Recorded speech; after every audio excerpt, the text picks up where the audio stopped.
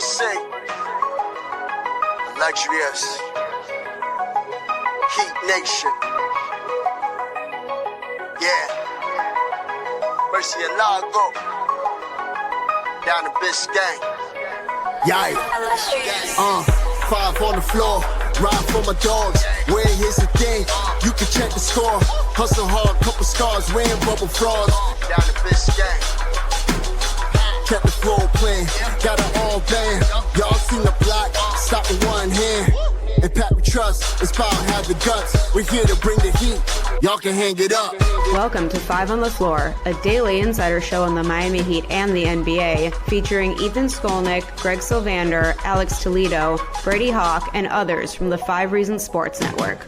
Also make sure to subscribe to Off the Floor for the most heat anywhere.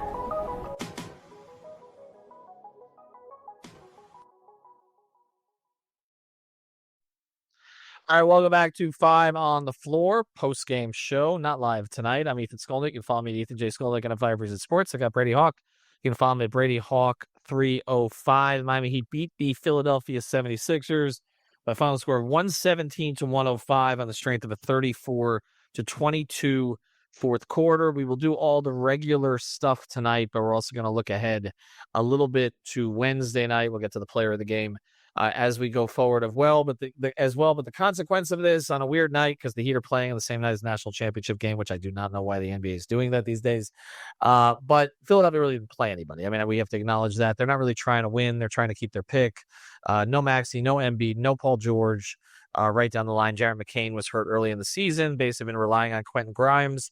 They got 29 points from old favorite Lonnie Walker, the fourth, and Quentin Grimes had 29 points, 8 rebounds, 6 assists, but the Heat shoot 51% from the floor, including 44% from 3, which included 5 of 6 from Duncan Robinson tonight. So we'll talk about that as we go forward, but I'll let Brady get in here as we talk about tonight's player of the game. I'll actually do the read live this time. You can reach out to our friend Lynette, insurancebylynette.com, 954-581-8800.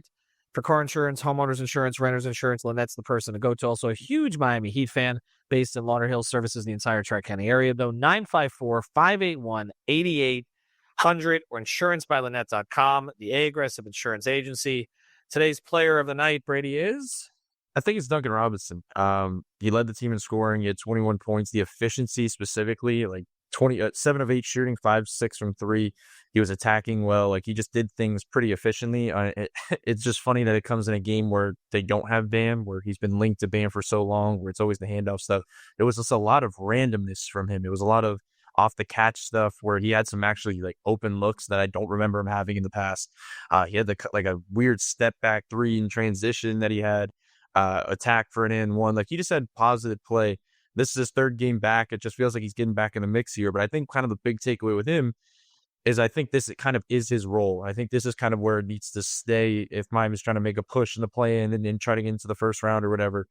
It makes more sense for him to be in this specific role where he's playing next to Davion and Haywood off the bench. They can roll out these lineups where Davion and this game to me is just the big takeaway is that they kind of have their rotation of the other guys that they're kind of figuring out, okay, when they are fully healthy, these are the guys that we have to stick with. So when I say that, I mean Davion and Haywood obviously are glued to that bench unit when Haywood goes back down there, and they run that unit where he's kind of those two at the top of the zone. They're wrecking havoc defensively. They were going to run Kyle Anderson now a part of that lineup. I think he's probably a glue guy within that group moving forward. And then the fourth guy is Duncan. I just think it makes more sense because most of the time that bench unit is going to have Bam looping back into those minutes. And it's just an easy offensive trigger to match with Davion, Kyle, and Haywood. So Duncan's a player of the game to me. All right. Well, now I'm going to challenge you on some stuff because there were some players out tonight. And so if Duncan's going to be part of that 4-man group off the bench, and hello, Eric Reed in the background. Good to see you as always. If Duncan's going to be part of that group off the bench, somebody's not getting minutes because Wiggins comes back. So he replaces Larson in the starting lineup for you? Yeah. Bam replaces Highsmith in the starting lineup. So we're saying Burks continues to start. Yeah, I think that's kind of the way they're heading. I just think it makes a lot of sense. I mean, the reason I would say Burks in the starting lineup makes more sense than Duncan right now is just one, it's just been something they've been getting to consistently, but also Burks has been straight off the catch. It's like he finds a pocket in the corner. He finds opportunities off the catch, where Duncan is more of a constant trigger, running off handoffs, constant movement, where that's more needed in the bench lineup than just a pure spot up guy. When they have Wiggins, when they have Tyler, when they have Bam, I think Burks just makes more sense in that lineup. The question becomes, are you going Pella or are you going Kyle Anderson? And I think when it comes down to it, as much as we all like the play of Pella, and he's just been so good, you just see the stuff that Miami and Spo trust with Kyle Anderson, the stuff they're running late in these games. Like if there's a playing game against Chicago or whoever they end up playing, it's like Kyle Anderson's going to play. Like I just think Spo's going to trust him in those spots to play consistently. Can they go 10 and play Pella? Maybe. I just think he's a guy that you could throw out there and just quick energy minutes. So that'll be the question. Do they go 10? Is it Kyle Anderson or Pella? And I just think that it's going to end up kind of being Kyle in that 9th spot. What a weird season. We're at this stage of the season. We're talking about players who could potentially play in these situations. Jaime Jaquez is not a good option. Struggled again tonight. 2 of 7, 1 of 5 from 3. He made 1 3 from the top. Putting him in the corner is just a nightmare at all possessions. And he had one where he hit the side of the backboard. Just shouldn't be shooting that shot anymore. But so Jaime's out of the rotation. Rozier's out of the rotation. Rozier couldn't get off the bench tonight. When Lonnie Walker Jr., a guy who the Heat could have had off the street basically last year, they gave up Lowry's contract. By the way, was on the floor for Philadelphia tonight. Played 20 minutes, pointed a lot, made 2 of 5 shots from the floor. But they traded Lowry's expiring and a first for a guy who is just unplayable this year. But again, we're not going to belabor it too much more than that. But no Jaquez, no Rozier, and as to this point, no Jovic. So at this stage, 3 guys who I think before the season we would have said were 3 of their 6 most important players are not in the mix right now. One because he's injured, one because he's been horribly ineffective, and another because he's been mostly ineffective. Plus, of course, Jimmy's not here anymore either. So you're talking about 4 of their top 6 from the start of the year not here. And Herro played tonight, but Bam did not. Did want to mention Tyler's game a little bit before we get to the play of the night today. Tyler played 32 minutes, 8 of 14, taxed himself too much. 8 of 14, 2 of 4 from 3, 5 rebounds, 2 assists, 20 points, plus 5. So the other numbers were good. But what do you make? At one point, he had 7 of the Heat's 11 turnovers. What do you make of that? I mean, it's just the general attention he's seeing. I mean, the honest answer is this game is literally, that was an open gym. We just watched a bunch of guys just go run up and down the floor constantly. Like there wasn't a lot of set, slow down the game moments. So it was just such a fast-paced game. They were going back and forth. That Tyler is seeing constant doubles. I mean, he got 4 threes, I think, total. He did a good job of attacking generally. I think he was 8 of 12 from 2. So he did a good job getting to the mid-range, getting to the basket when they needed him. But there was just so much attention on him. And this wasn't a game where you were really going to get him off the ball and set up things for somebody else. They didn't really have that guy. I mean, that guy, like I said, ended up being Kyle Anderson, who added like 3 10-second Euro steps that ended up like being their pivotal moments of the game.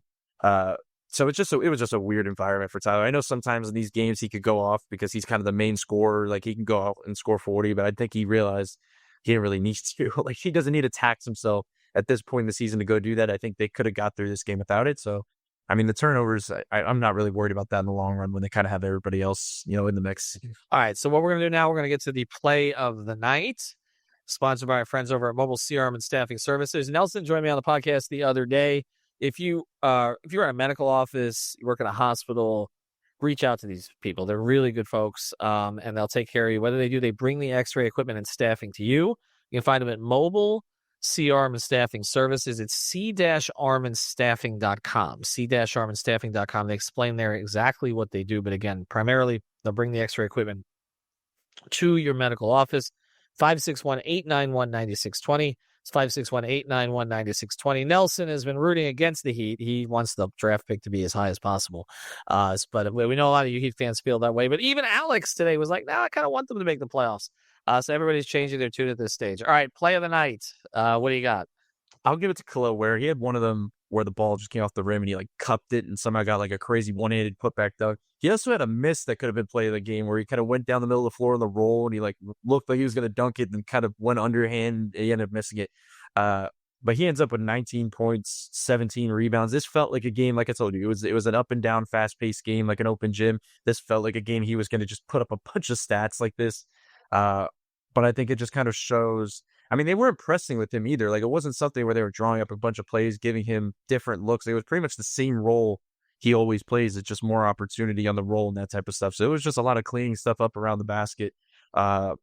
Yeah, it was such a weird game. I mean, like we're talking about this in terms of like this was like a serious hoops event, but it was just kind of them just going through the motions. It felt like a lot of time. But I mean, Khalil being able to even put up these numbers in general, I think is positive. It's what he's done, in so many times late in these games, preseason, summer league. Like he's been doing this, he's been growing. I just thought it was a general good game for him. I just think Spo, when he kind of looks at the games that matter for Khalil, it's not really these games. It's the ones of against better teams, against better bigs, when he's just more complacent in general. So, but it was a good game by him. Well, Adam Bona was the guy we talked about as a possibility for the Heat's pick if they hadn't taken Ware, and he did some good things tonight, 16 points, 11 rebounds, but Ware outplayed him overall. The thing I take from Ware is 35 minutes tonight, and this is someone who we talked about during Summer League who wore down as Summer League continued. He put up a lot of numbers, but by the last couple games, he was making some of those mental mistakes, and it looked like he was just tired. The fact that he can play 35 minutes at this point of the season, when he's actually played a healthy number of games for the Heat now, I think he's now played 61 games, something along those lines.